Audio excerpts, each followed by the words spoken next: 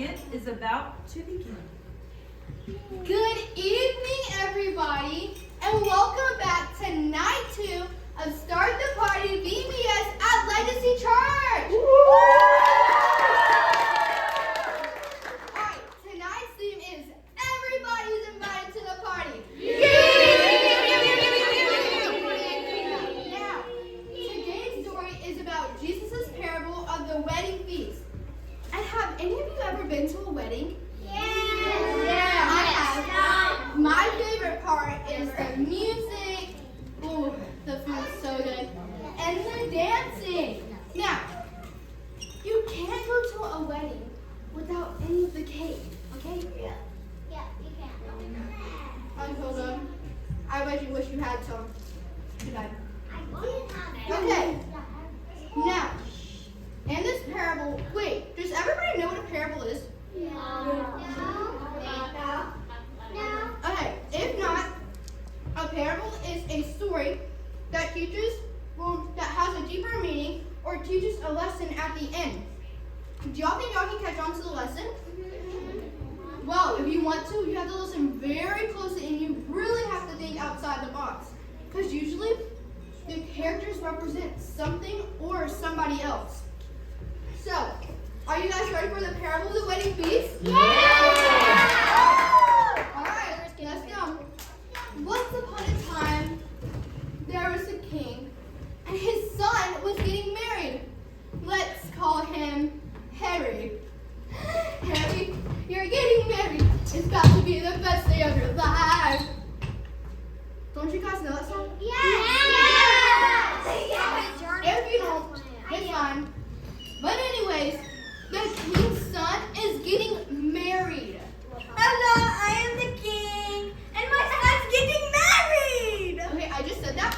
But anyways, the king is throwing a huge feast for all his closest friends and family to come and celebrate his son. Oh, I'm gonna throw a huge feast for all our closest friends and family to come celebrate my son. Are you really just going to repeat every word I say? I guess you're really going to catch on after hearing everything twice. You guys are really gonna catch on after hearing everything twice. So anyways, cut it out! Cut it out! Look, now the children aren't even listening. What? They're listening super well. What? They're listening super well. See, I told you. See, I told you. Hey, stop it! Hey, stop it! See how annoying that is? Yeah, sorry. So, the parable meant the kingdom of heaven can be illustrated by a story of a king who prepared a great wedding feast for his son. Hello, son. Are you ready for the wedding feast? Yes, I've been waiting for this day my whole life. Oh, and who is this you're holding? This is my bride to be. You should have told that. Oh, yes. I just forget how shockingly beautiful she is. It's just so, how do I say, shocking. So, is everything ready with the feast? Oh, everything is perfect and ready. Will there be a lot of guests? Oh, that's right. I was just about to send the invitations out. Servants! Yes, sir. Yes, sir. The banquet is ready. Go fetch all of our guests. Make sure you don't leave anybody out. Our friends, family, church friends and family. Don't forget anybody. You know how people get if they feel like they've been forgotten. Heaven forbid everybody feels left out. Now go! Yes, sir. So excited. I hope there'll be a lot of guests.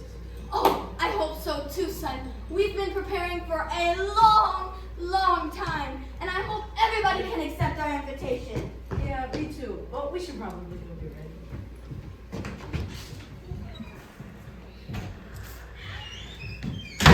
Dude, did you get any good responses from the people you invited today? Not at all, man. They all said they were busy with their lives. One person said they had planned a vacation. One person said they had other plans with friends. One person told me they just wanted to sleep today. And another person told me they just didn't have any plans. They just didn't want to come. I know. I told them it was going to be the happiness party of the year. And they still refused to come. Did you actually say it like that? Yes. And John too? Yes. No wonder they refused to come. You!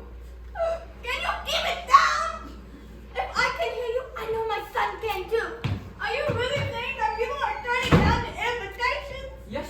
Majesty, what should we tell them? Did you tell them about the amazing food and the drinks?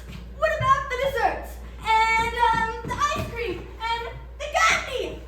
I guess I could step it up a bit with a food persuasion. Oh, yes! Go back out and tell them again. Surely they'll agree to come. Yes, sir.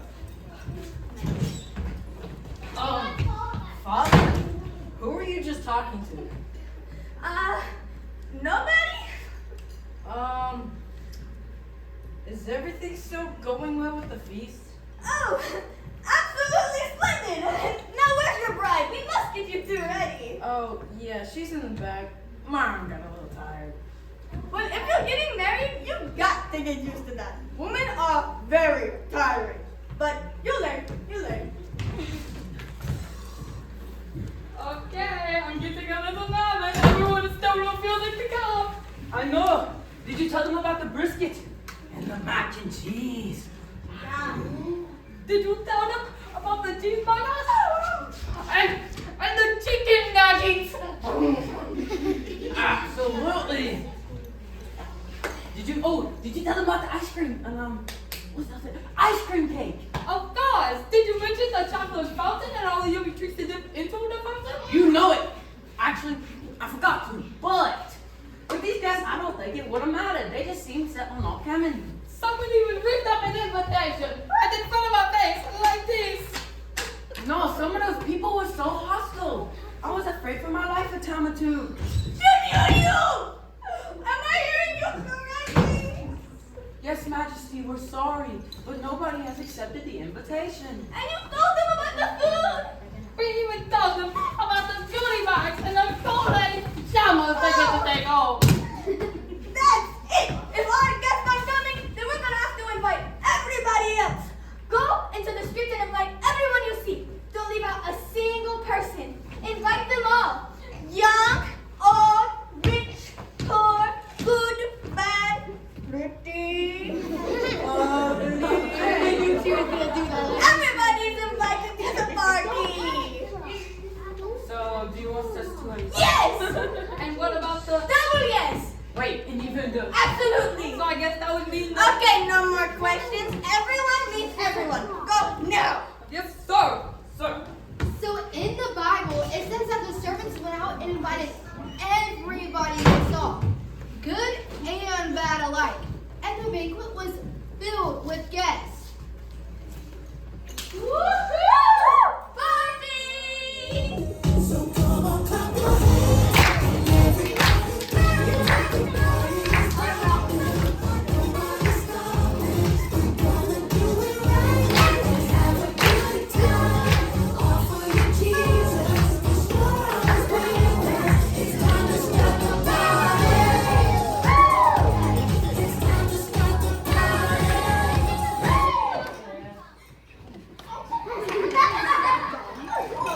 So, like I said in the beginning, this is a parable, which Jesus uses to tell a story.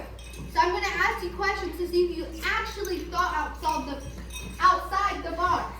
Now, whenever I call on you, you have to raise your hand, you have to be quiet, or I'm just not going to call on you. So are you ready? Yes. Okay, number one. Who do you think the king represented? Righteous. God. That's right, good job.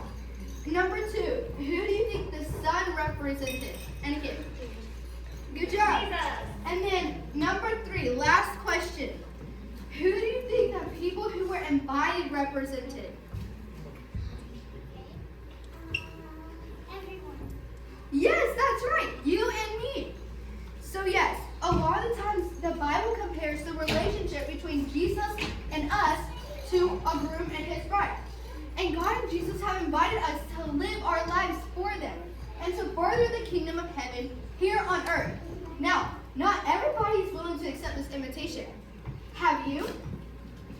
And so we can also be represented by the servants that are supposed to go out and tell everybody about Jesus. Which, isn't that what we're supposed to do? Yes. Now, the invitation represented the same invitation you received when your pastor or teacher or parents or friend asked if you wanted to accept Jesus into your life. Now, the last one. The party. The party represents living your life for Jesus and eventually having eternal life with him. So initially, the king invited many people to his wedding and feast, but none came. They were all so busy with their own lives, and some even made excuses. Have you ever made an excuse? Yeah. Maybe you made an excuse not to go to church or not to tell your friend about Jesus. Now, some examples that were given whenever he asked were, I don't want to go to your party, I'm too tired. Or, I don't want to go to your party, I'm throwing a cooler party. Or, which is very rare, this one's very rare, I don't know who says this, but I'm not going to your party, I have to do homework. So, whoa. I'm sure that anytime we make excuses to ignore Jesus and the calling on our life, it makes him very, very sad. That's very true. Oh, that's very true.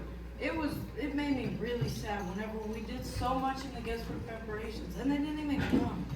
That's right, son. We spent a long time preparing.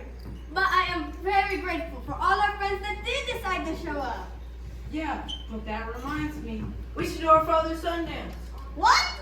Now? Wasn't the 57 times we did it at the wedding feast good enough for you? I mean, you guys really don't want to see it, right? You guys don't want to see it. You heard the kids? And kids, let this be a reminder of the joy in your life after you accept Jesus into your hearts. Hit it. Come on, everybody, stand up. Come on.